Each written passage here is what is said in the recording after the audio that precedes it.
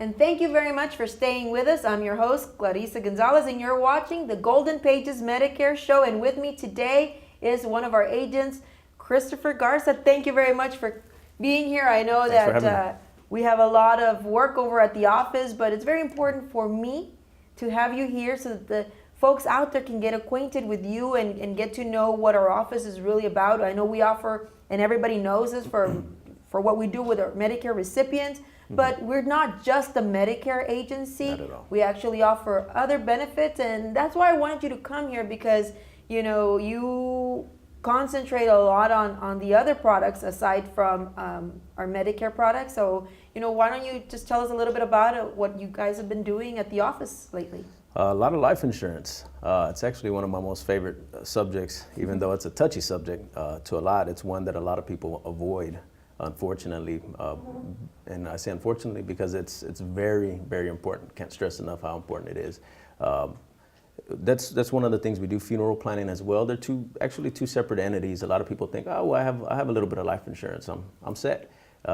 That's not really the case. They have two separate purposes, and that's what we do. We inform people about that, tell them a little bit more how that works and why that is. And I'm glad you brought that up, because a lot of folks think that just by the sole purpose of having a funeral plan already, or that I already bought my land, or I already bought my plot, I bought my casket, I bought this, I'm already set. Okay. But those are not the only expenses out there. No. So. Yeah, life insurance actually, what it does, it creates an immediate estate for you.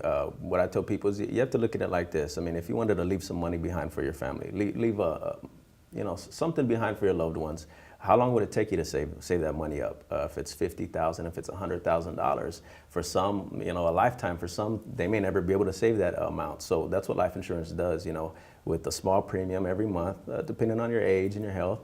The company is going to promise you to pay whatever amount out that you elected to your loved ones to, spare them that burden of having to, whether you're the breadwinner and you pass on, that's a big blow to the family. Death in general is just a big blow, but you want to be prepared, and that's what life insurance is for.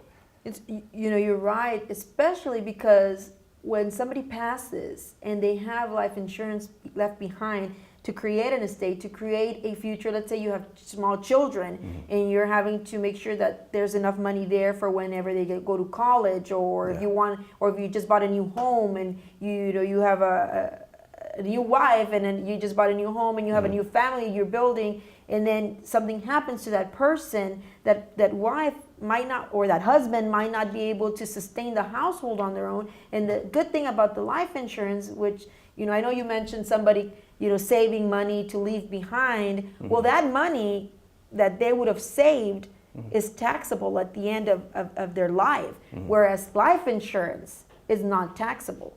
So not only are you leaving behind an estate, but you're also not, your family doesn't have to worry about giving a piece of that particular money to Uncle Sam. Correct. Because that's non-taxable. Definitely. That's a huge advantage of having a life insurance plan.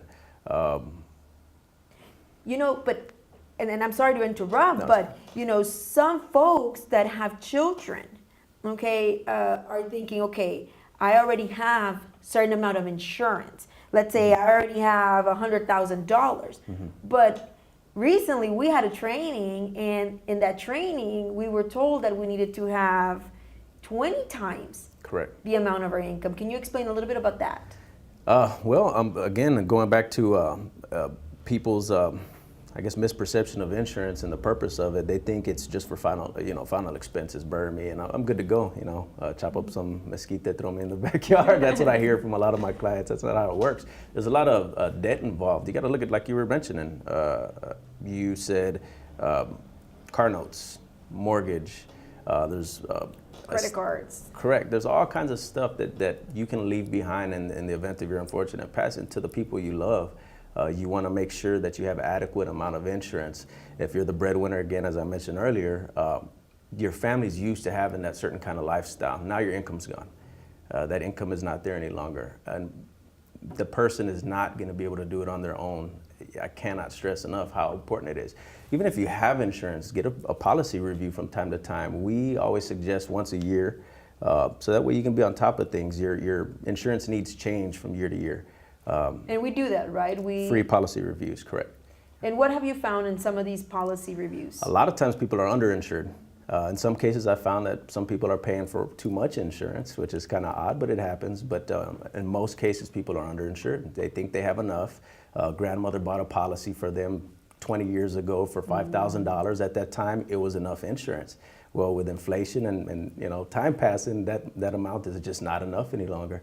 So it's very important you do a policy review. And one of the things that I want to touch upon is child insurance, insuring your children, and why that is important.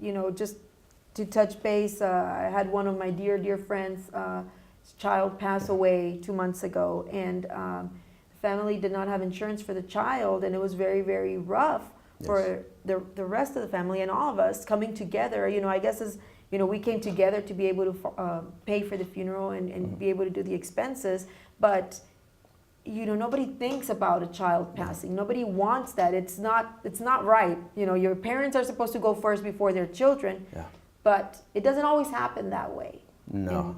Like I mentioned earlier, death is just something no one wants to talk about. I'm a father, and I know how hard of a subject it can be, but it's so important and it's so affordable. People just have no idea. Right now, for as little as $30 a year, you can insure your child. So it's $30 a year. A year. You spend more than that going out to eat, taking your family to breakfast. So $30 a year, you can have that peace of mind knowing that your child's insured. And that's from what ages? Usually from about 15 days old, 2 weeks old, to the age of 18, and it'll cover you to age 30, that particular policy, but there's tons of plans out there for children. The one I'm mentioning, it'll cover you to age 30 while the child is non-income earning years while they're out there. When they get a little older, they can convert that plan over to a permanent plan at their attained age without proof of insurability. So let's say you have a child now, and that child years on the line develops, let's say, diabetes. And when they're about 24, 25, and they want to get it or convert to a whole life or a permanent policy, they can do so without having that diabetes being considered?